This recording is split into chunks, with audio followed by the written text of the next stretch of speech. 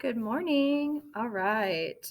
Today we're going to be talking about subject-verb agreement. So we're going to be doing a couple things with grammar. I've noticed in your writing, especially when you guys are writing your literary analysis, it looks like we need some help with subject-verb agreement. It starts out as a very simple concept, but there are a lot of kind of nitpicky rules that go with it. So I want to make sure that we understand subject-verb agreement and we can apply it to our writing. All right, so just like every other day, make sure you always go to the daily agenda button. That's where everything you need is going to be. We have the Zoom link. Don't forget about that. That's how you always get onto our class Zoom. We do have a STEMS test tomorrow. Okay, so make sure you're studying those STEMS. I put a link to the Quizlet right here. And then here is your class assignment for today. All right, so for today, like I said, we're going to be talking about subject-verb agreement. For your bell work, you're going to be matching the stem to the correct definition. So whatever definition you think goes with the stem, you're going to highlight it the same color. So numerous highlighted yellow. So I know that number is the definition for that stem. So then I would highlight number yellow. Okay, so you're just matching, and here's the highlighter tool if you need help with that. You're just matching the definition with the correct stem, highlighting it in the same color. All right, next is your notes. So I would like you to watch this video that teaches you about subject-verb agreement and kind of goes through the different rules. That will be really helpful for what you guys are doing today. So you'll click this picture and it will take you to a YouTube video. All right, and then a couple more notes about subject-verb agreement. So the basic rule is that if it's a singular subject, it goes with a singular verb. And if it's a plural subject, it goes with a plural verb. So for example, players is plural, so we would pick are because are is the plural verb. Math is subject, it's one thing, so we would pick is, okay? Team, there's one team, okay? So I know that one can be kind of confusing because there might be multiple people on a team, but there's one team, so it's singular, so you want to go with has. All right, so then for the practice, I gave you 7 sentences.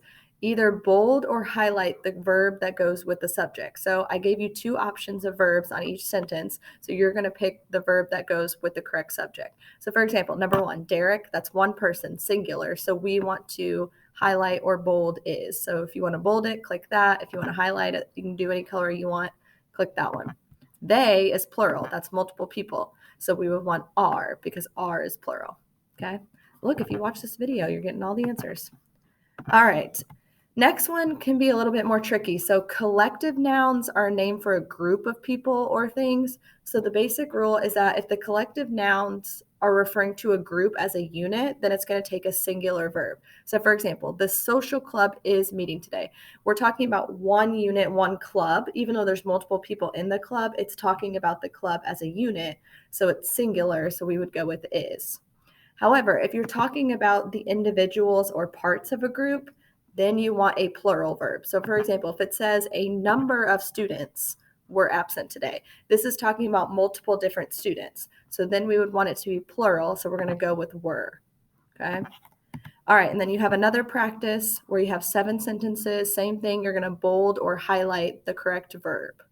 Okay. So think about, is it talking about something as a unit, like a family? That's one unit. Okay. My family has traveled to many places. So family in this sense is going to be singular. So we want has.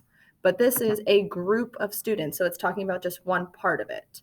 Okay. So kind of think about, is it talking about the noun as a unit or is it talking about different parts of the group?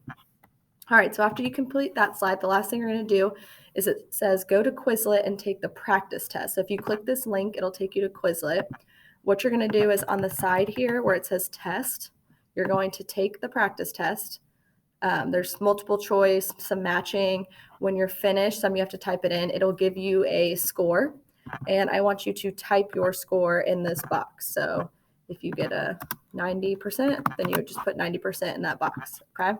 And then last thing, don't forget to study for your STEMs tomorrow. You do have a test tomorrow, and make sure you've been working on all of the assignments from this past week. So we had your STEMs List 7 chart from Monday, Actively Learn assignment from Tuesday, and conclusion paragraph from yesterday. And if you need help with any of those, let me know and I'm happy to help you.